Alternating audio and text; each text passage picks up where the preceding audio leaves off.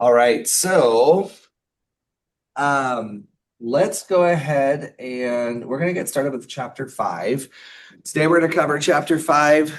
And the next probably, let's see, chapters 5, 6, 7, 8, probably the next 4 chapters. We're going to be dealing with the purchasing cycle.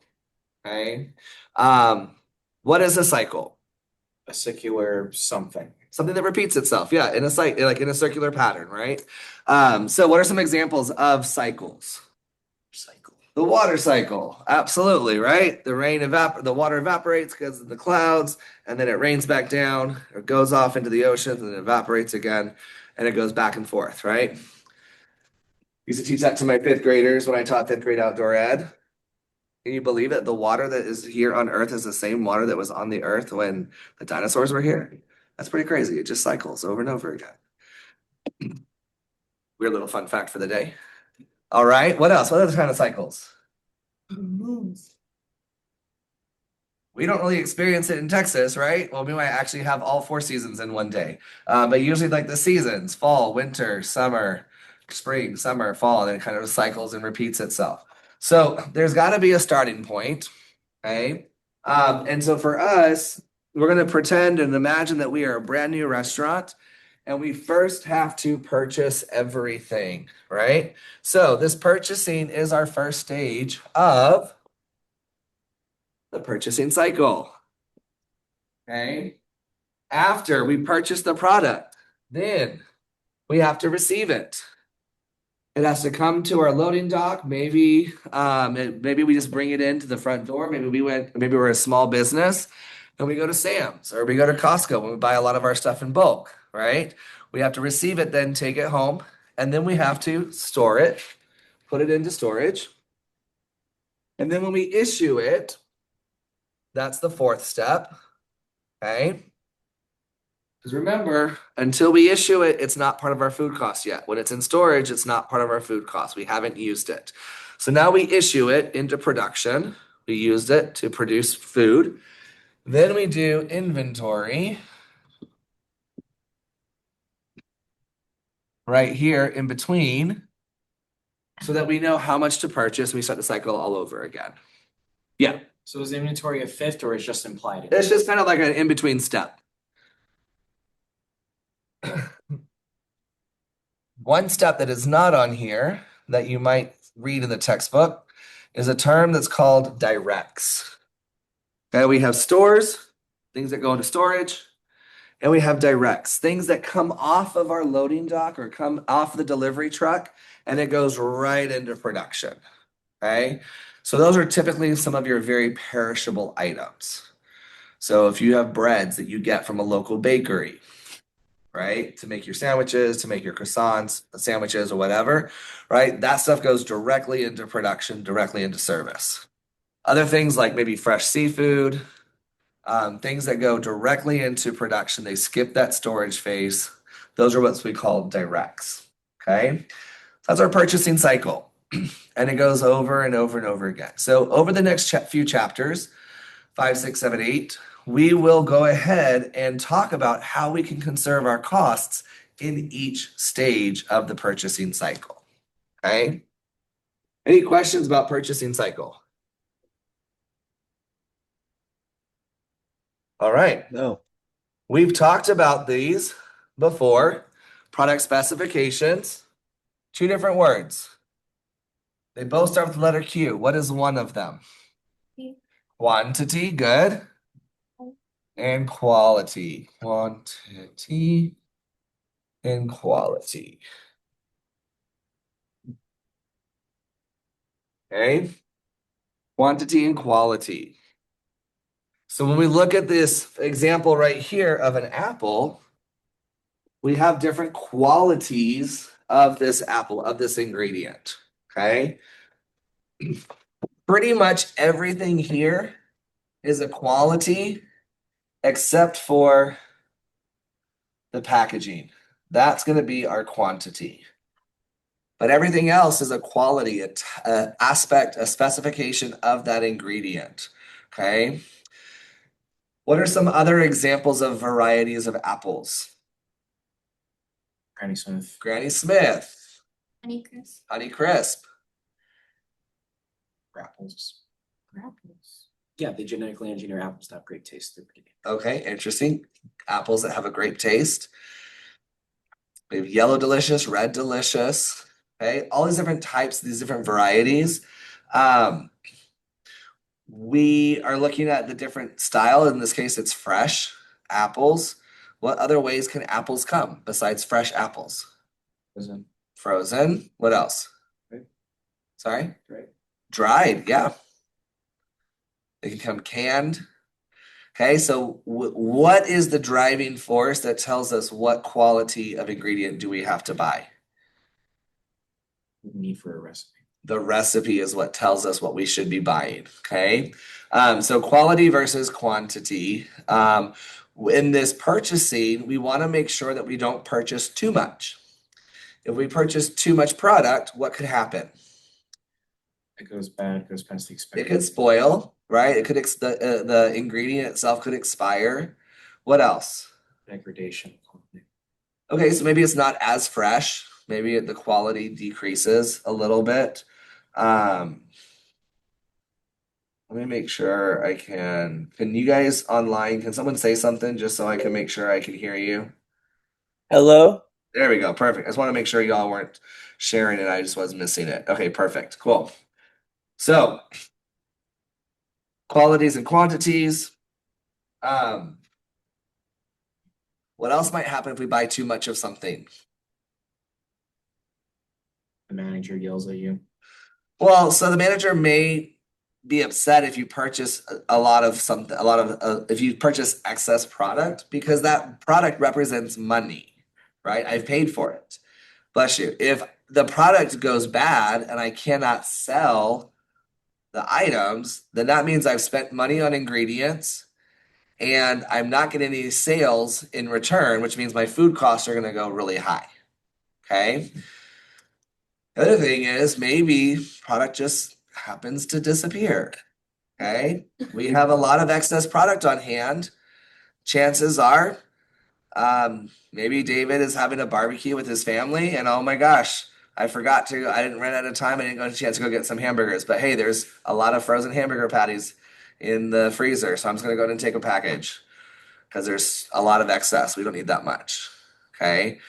I would never do that because that's called stealing. Okay. But if that product walks away, and that does happen in the industry, product does walk away. If that product walks away and I don't get sales from it, the same thing. I paid for it with ingredients for my costs, but I'm not getting that sales to offset the cost of purchasing those ingredients. Okay. So we want to figure out what is our par level. Our par level essentially, is the par level is how much we need to have on hand in order to function, in order to be, in order to function with our daily operations. Okay, so that's the minimum amount we need to have on hand to establish when we want to establish our par. Okay, so we first have to figure out what our product usage is. Okay, let's say if we have the same usage, so our daily usage.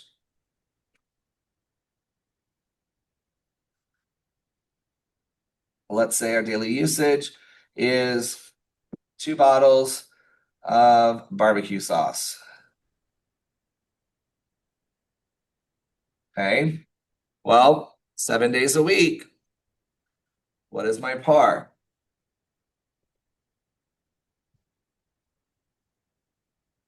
I need to have 14 bottles on hand when that truck drops off the bottles. I need to have 14 bottles on hand to get me through the week.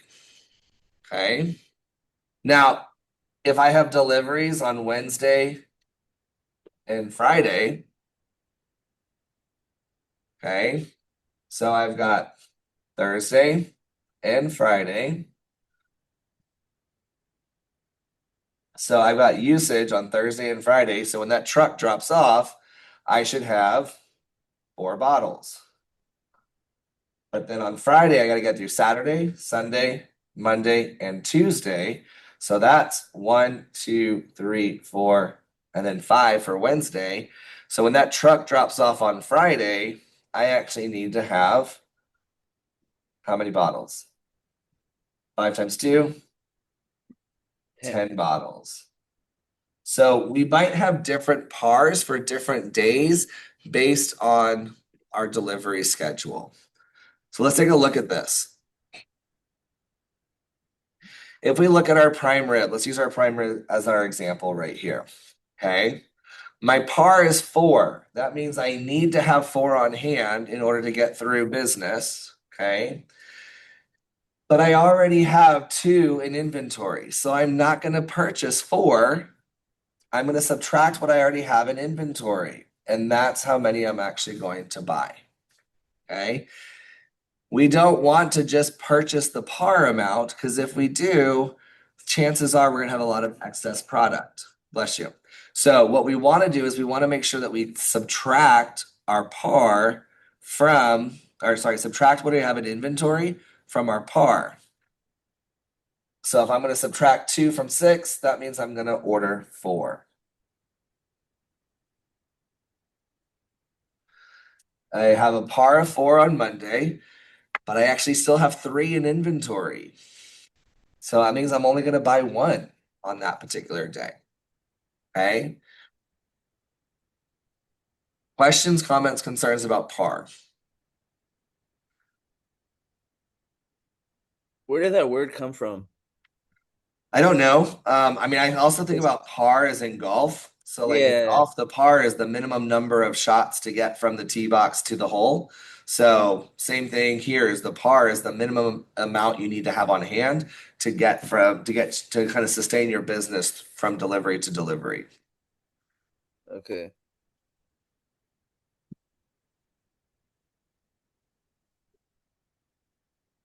All right, that's all I have for today. Oh, I'm just kidding. We have one more thing to do. Okay. Those of you who are in Canvas or on Zoom, you should have, there should be a Chapter 5 purchasing formula and par homework. Okay. There should be that in Canvas. I don't have my phone on me, so I can't log into Canvas. So it might be, I would say, probably in Module 6 would be my guess. If not, you can just follow along. We're gonna do a couple of examples here. Okay. And then you'll have this for homework as well. Okay. So for establishing our par, one thing that what we talked about just now on the PowerPoint, one thing that we did not take into consideration is going to be, I guess I can't draw. Forgot I can't draw in Excel. Okay. One thing that we don't take into consideration on the PowerPoint is what we call lead time. And lead time is the amount of time between the order, when the order is placed, and the delivery. Sometimes our lead time is 0, right? There may be some operations where you place your order at night and it shows up the next morning. That means there's no usage in between the time we order it and the time that it's delivered. So I'll give you an example. When I worked at Chester's Hamburgers, right? There was a par level for the number of hamburgers or how many hamburger patties we were supposed to have every day. So the night before, as soon as business was done, the manager would count the patties and they'd actually place their order. So then the next morning, all that meat, all those hamburger patties were fresh and they came in. We obviously would use the older stuff first. What is that called? We use the old FIFO. stuff. FIFO, first in, first out. So we use that older product first so it doesn't go bad. Okay. And then we use the newer stuff. But then are some times where we place an order and we don't get it for maybe a day or two. And so we still have usage. We still are using our product in between that time. And so these examples are going to help you demonstrate taking into account that daily usage during the lead time, okay? So we know that our formula is par minus inventory gives us how much to order, okay? So par minus inventory, it tells me I should order 26 bottles, okay? However, if we look here, determine the amount to order if the order is placed on Monday morning. Let's get a different color for that.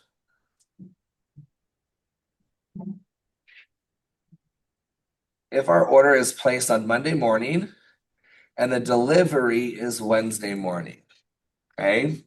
For the purposes of this assignment, morning is AM, meaning that the delivery is dropped off before we open our doors to the public. Okay? Evening would be PM, which means we're closed for the day. Okay?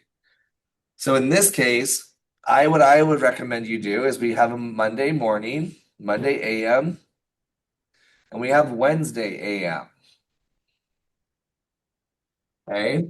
What's in between Monday and Wednesday? Tuesday. Tuesday. So Monday AM means we place the order before we're open for the day. So does that mean we're going to use product during Monday? Yes. Yes. Right? I call the order in, I hang up the phone, and I open the door, and I'm going to serve guests all throughout the day. And then, of course, Tuesday we are going to have, let me use this instead. Instead of X's, because that means no, let's use check marks. That means yes. And then on Wednesday AM, okay, on Wednesday AM, it means we're going to get that product before we open to the doors. So that means we're not going to have any service as part of the lead time usage. Okay, we still are going to serve on Wednesday, but we don't have to take that into consideration. So our lead time is 2 days. Our lead time usage is 2 days, and our daily usage is 10 bottles. So we're going to multiply that, and we're going to add those 20 bottles back in. So that when I place my order of 46, when they drop off those bottles at the loading dock, I will have at least 48 bottles. Right? Because Monday and Tuesday, I'm still going to keep using bottles. I may not use all 10, but that's what my average usage is. Okay. If I don't use all 10 on Monday and Tuesday, well, I'll have a little bit extra. But again, that goes back into our inventory. So the next time we order, we won't order as much. Okay.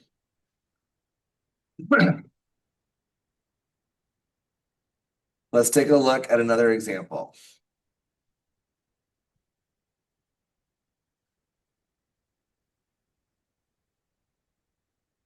So our par is 24 bottles.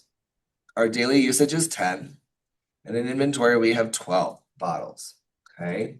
So my par is 24. My inventory, I have 12. So I'm going to subtract 24 minus 12. And now I'm going to figure out my lead time usage. So let's look at here. We have Monday morning and delivery is on Tuesday morning. Okay. So Monday AM, Tuesday AM. Are we going to have service on Monday? Yes. Yes. After we've ordered the product, now we're open for business for the day. And then Tuesday, it gets dropped off before we're open. So we're not going to have any lead time usage. So that means my lead time is only 1 day. So 1 day times my 10 bottles usage is 10. And now I add those two numbers together and I should order 22 bottles. Okay. Theoretical situation. What happens if they only sell bottles in cases of 12? Well, in that case, I have to order 24 bottles, right? I have to order 2 cases. That means I'm just got a little bit extra. And then the next time I do inventory, maybe my inventory will be a little bit less or a little bit more. Yes, sir. The What's that? USB. Oh, okay. All right. So lead time usage is that time we're going to keep using our product. We don't shut down. Okay.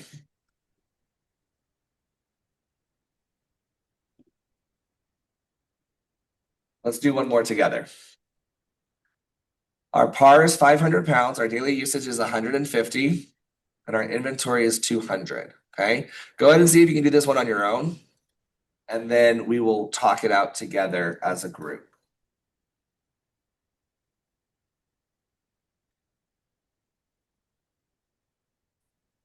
All right. What answers did we get? I saw 450 in the chat. Anybody else have something different?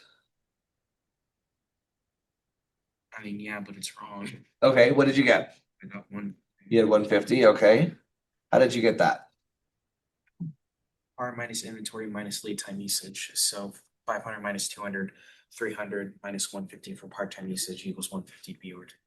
Okay, so the only thing is we want to add our lead time usage, right? We want to add because we got to replace what is being used during that time. So this is a situation where it's like placed on Tuesday and it comes in Thursday morning. Some people would count that as 2 days of lead time usage, but if based on the parameters of this scenario, Thursday night or Tuesday night means we've closed for Tuesday. We've already had business for Tuesday. And then Thursday morning, it's going to get there before we open for the day. Okay. Now, are there examples of times when the product didn't get there before you opened? Yes, there are going to be emergencies, right? You're still going to have some on inventory on hand to open. And then when the other stuff gets there, you'll be able to start with that product. Okay. And so that's just the purpose of this assignment really is to focus on that lead time usage. Okay, so we're actually going to order 450 pounds in order to get us through. So when that driver pulls away, I'm back up at least at my par. Okay.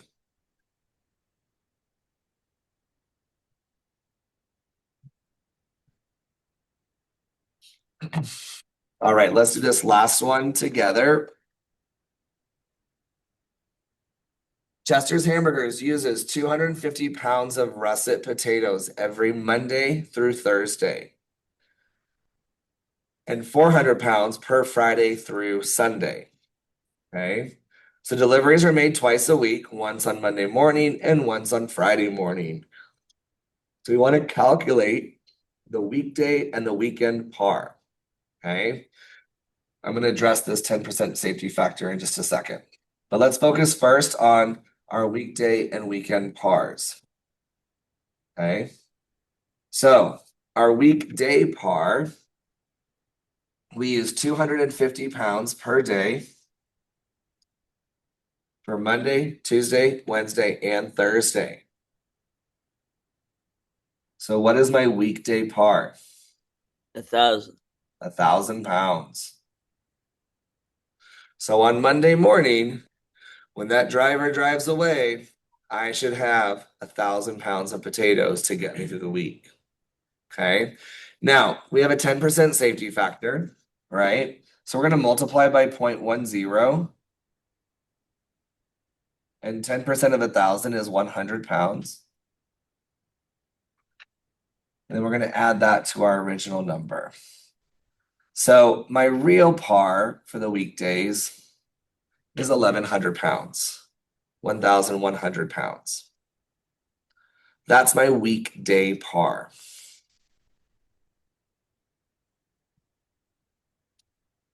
And that safety factor really is just there to help you, maybe if you are a little busier than you thought you were going to be.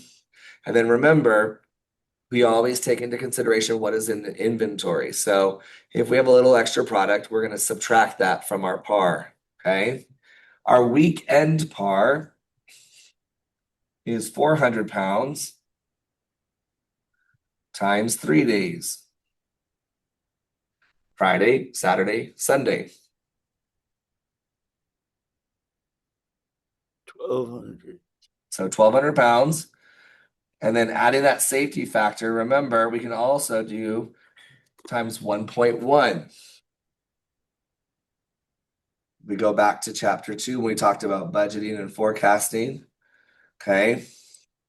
We use that shortcut 1,200 pounds times 1.1 is 1,320.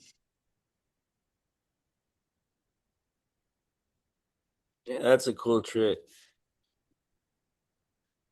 All right, so 1,320 pounds is our weekend par. So when that truck drives away, I need to make sure I have at least 1,300 pounds of potatoes on hand. Okay. Questions, comments, concerns? It's a lot of potatoes. It is a lot of potatoes. I mean, 50-pound bags, that's like 26 bags of potatoes. All right, so now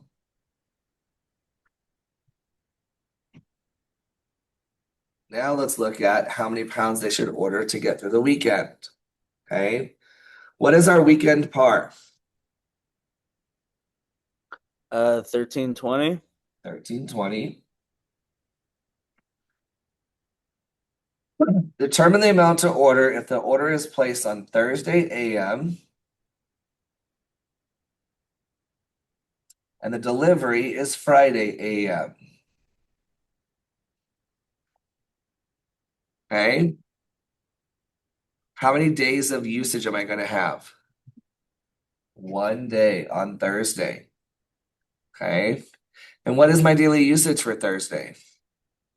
250. 250 pounds. So this is kind of weird, right? I'm using the weekday number, but I'm using the weekend par because I'm ordering during the weekend or during the weekday. Okay.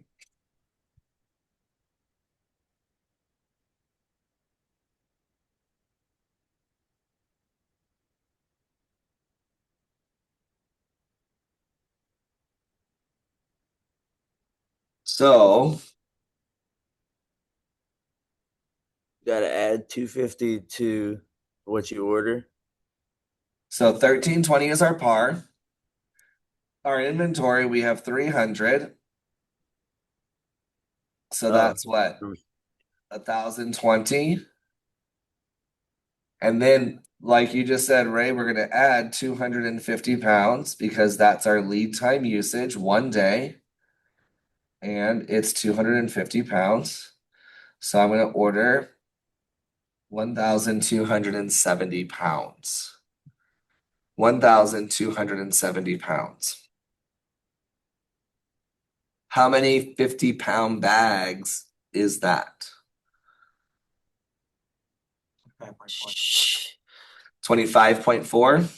So 26. 26. Exactly.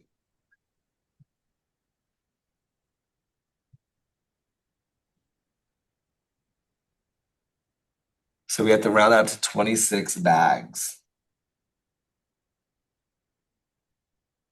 So we'll have 1,300 pounds. That's okay. 30 extra pounds is not a horrible amount. And again, that's going to come out of our inventory when we do inventory next time to purchase for the weekday.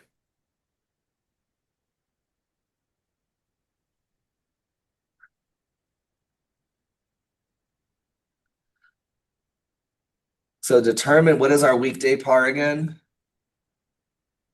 250.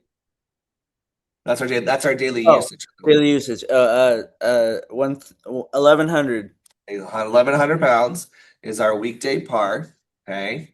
So now we're going to determine our Saturday after closing. So Saturday PM.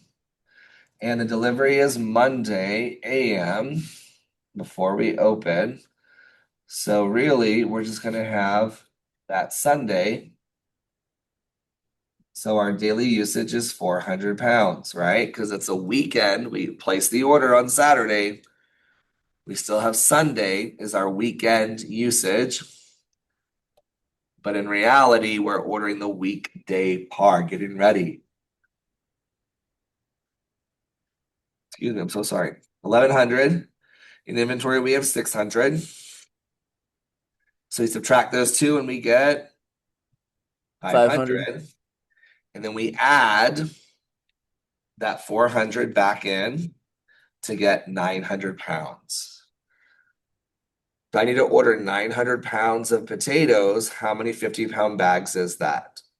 18. 18 bags. Right? Because we do 900 pounds divided by the 50-pound bags. Questions, comments, concerns about this par and the purchasing process?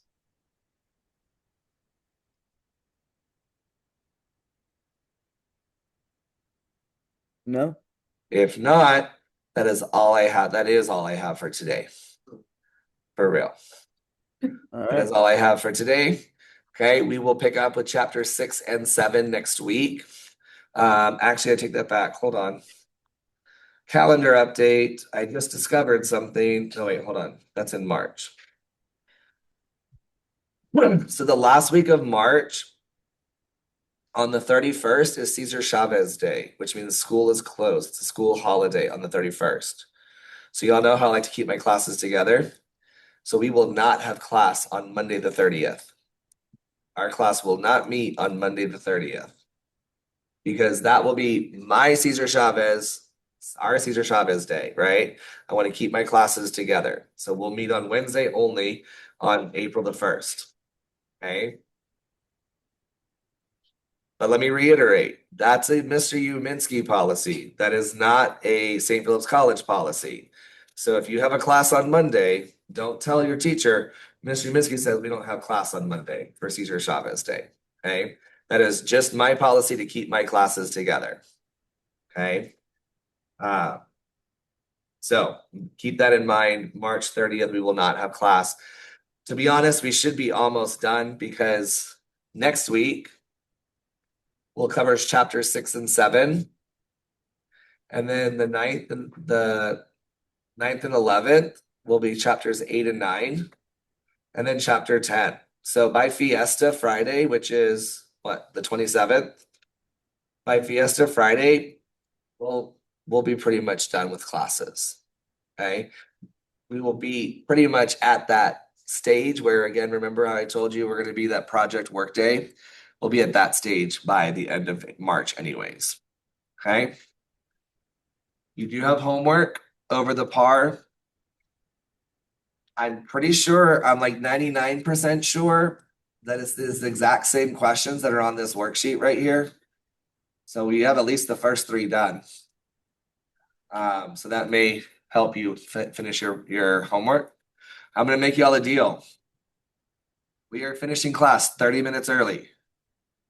If you get the par homework done before 3:15, I will double your score. So if you get 100, I'll give you basically 200 on that assignment. Okay. You have 30 minutes. I think you only have 2 or 3 to do because with the first couple ones we did in class already. And it's the quiz, right? It's the quiz. Yep. Okay. In Canvas. So if you get that done before 3:15, I will double your score. If you don't, that's okay. That's on you. If you don't want extra points, then don't take extra points. Okay.